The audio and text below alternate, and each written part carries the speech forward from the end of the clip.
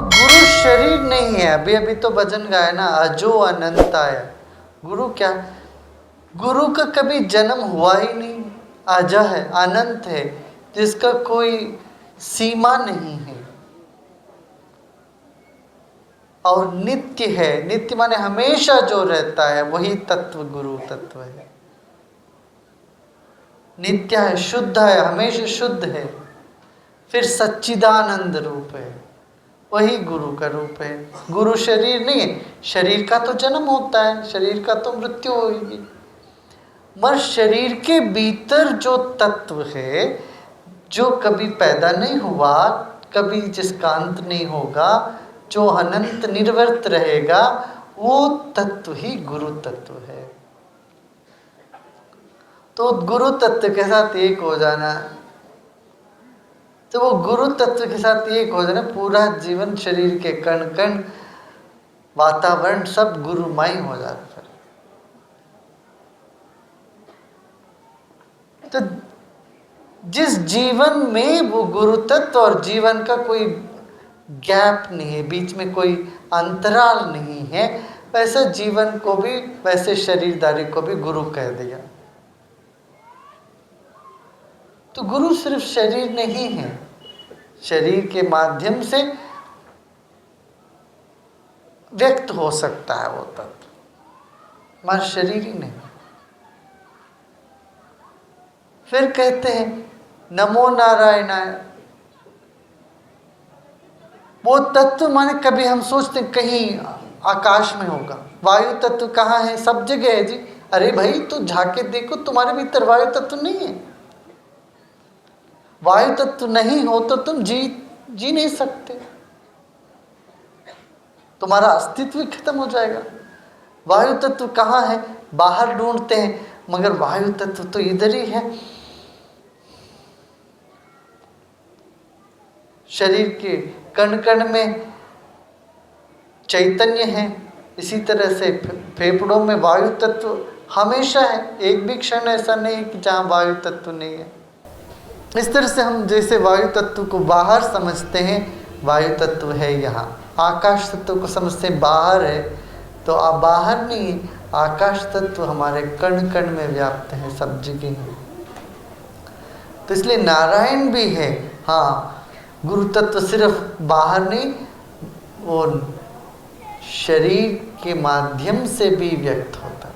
कई लोग कहते हैं हम तो गुरु को मानते हैं, शरीरधारी गुरु को नहीं मानते। ये भी बेवकूफ़ी है। गुरु को मानते, शरीरधारी गुरु क्यों नहीं मानते? तो वही गुरु तो शरीर में भी है, अशरीर भी है, तो नारायण भी है। फिर शशि शेखर है, माने एक छोटा सा मन। शिव जी जब बैठते हैं और उनके मस्तक में एक छोटा सा चांद भी लगी हुई है, छोटा सा हल्का सा चांद, चांद के एक टुकड़े। मन न हो तो अव्यवहार्य हो जाता है। फिर चैतन्य, मन ना हो तो किसी से बातचीत, संबंध सब कुछ खत्म हो जाता है। मन के द्वारा ही इस जगत का संपर्क होना हो तो। इसलिए शिव जी ने बड़ी कृपा करके चंद्रमा को अपने मस्तक में डाल दी। इसका मतलब यही है कि जो अव्यवहार्य है, अजो है, अनंत है, सब जगह व्याप्त है, वो हमारे पास भी आके मन के द्वारा भी हमसे संपर्क कर रहे हैं। तो गुरु के पास मन भी छोटा सा, मन भी एक मन का टुकड़ा भी हो सकता। तो सोचना, समझना, बात करना, ये करना, व्यवहार करने के लिए मन, मगर वही हल्का सा परत है, हल्का सा एक निशान भर है, जिसके वजह से शरीर भी टिकता है और जिसकी वजह से चैतन्य का भी अभिव्यक्ति होने लग जाता है। तो मौन से समझने वाले बहुत विरल हैं। शब्दों से समझाना ज़रूरी है, व्यवहार से समझाना ज़रूरी है। तो व्यवहार से मौन तक की जो सफ़र है, उस सफ़र में हाथ पकड़ के लाने के लिए वो अजो अनंत चैतन्य है, उसने मन को भी इस्तेमाल किया, प्रयोग में लिया। मन के प्रयोग से होते तो वही सिद्ध पुरुष, गुरुजन, ज्ञानी ऐसा कहा जाता है। तो पैगंबर हो, हर पैगंबर चांद के साथ आया हुआ शिव जी है। बगैर चांद के शिव जी तो प्रशुद्ध परमात्मा, परमात्मा जिसका कोई नाम रूप निशान कुछ भी नहीं है, परमात्मा, परब्रह्म, परब्रह्म कहते जी, ब्रह्म जो सब जगह व्याप्त है। मगर वही परब्रह्म शिव जी बन गए, माने पैगंबर के रूप में आ गए, गुरु के रूप में आ गए। तो शिव जी ही सबसे प्रथम गुरु है, और हर गुरु में शिव जी ही शिवमय है। और क्या होता है, शिव जी सिर्फ गुरु में नहीं रहते, फिर गुरु शिष्य एक होते ही शिष्य में भी शिव जी का ही प्रकट होता है। तब शिष्य कहने लगता है शिवो हम, शिवो हम, गाने लगता। तो वही तत्व मुझ में, वही तत्व तुझ में, और मैं और तू का भेद ही फिर झूठा है, उसमें कोई बात ही नहीं है, फिर सब कुछ उसी से बना है। ये ब्रह्म ज्ञान, ये आत्मज्ञान का फिर अनुभव, इसको मानना है, ब्रह्म ज्ञान को मानना है। जैसे हवा को देख के नहीं चल सका, सब जगह हवा है ये तो मानना पड़ेगा, मेरे भीतर और बाहर हवा है, वो मानते ही महसूस होने लगता है। तो ये मानना होता है।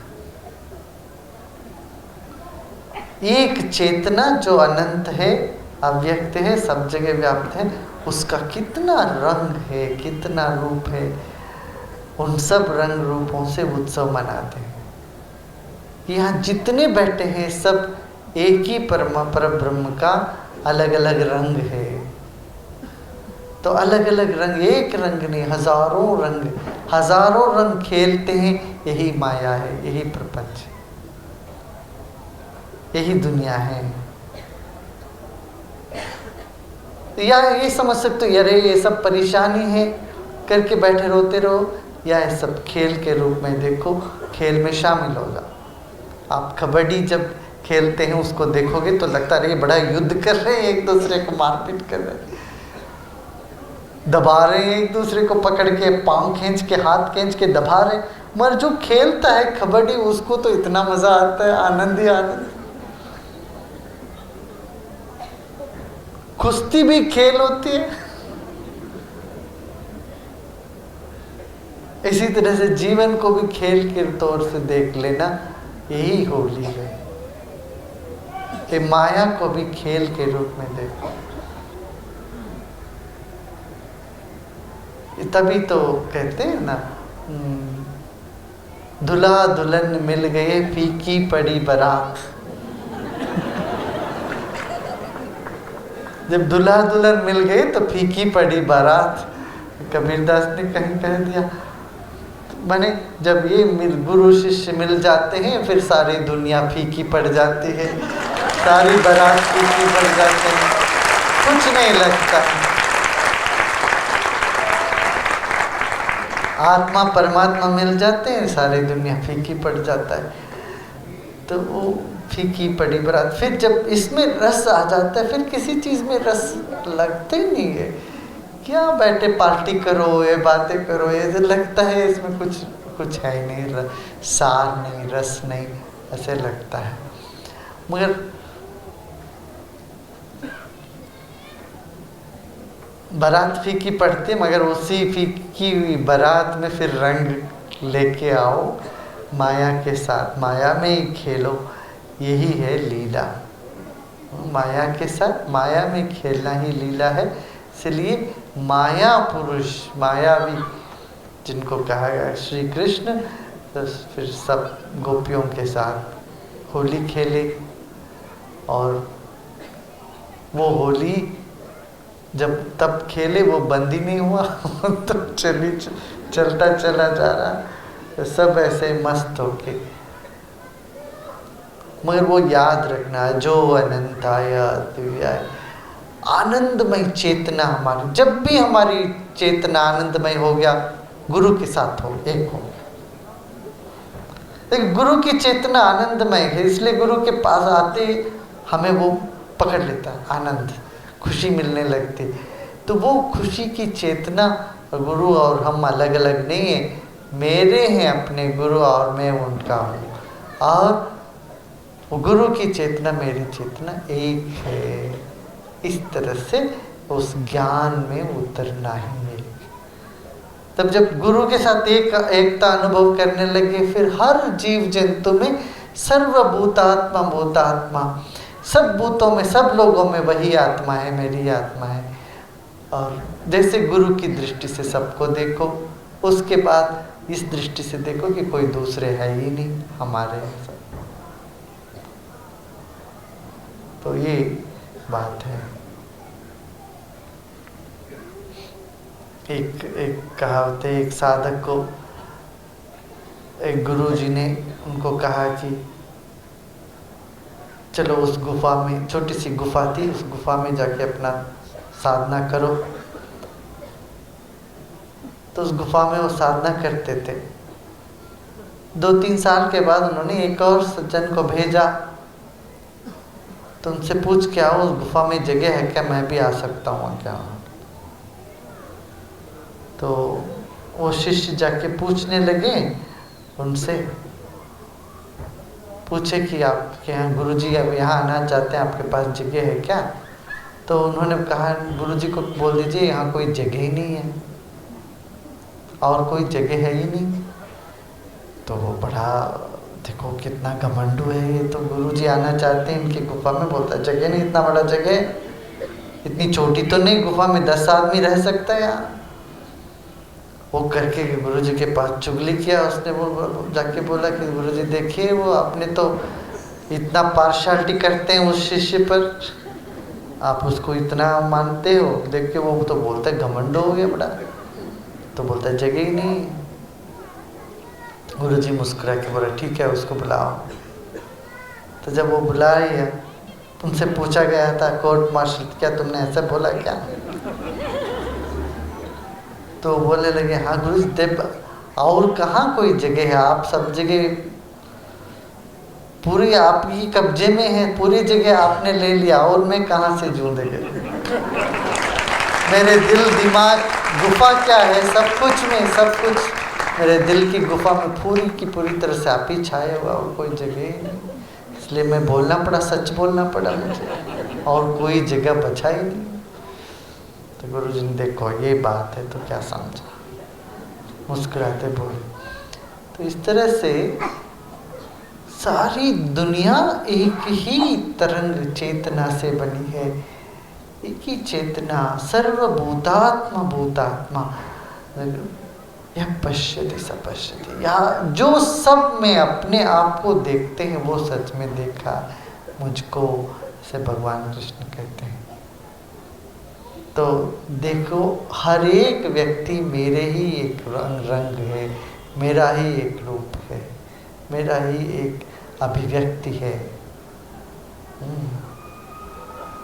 कोई ऊंचा, कोई नहीं, कोई ऊंचा है, कोई नाटा है, कोई मोटा है, कोई कैसा है, कोई गुस्से वाला है, कोई ऐसा है, ऐसा है।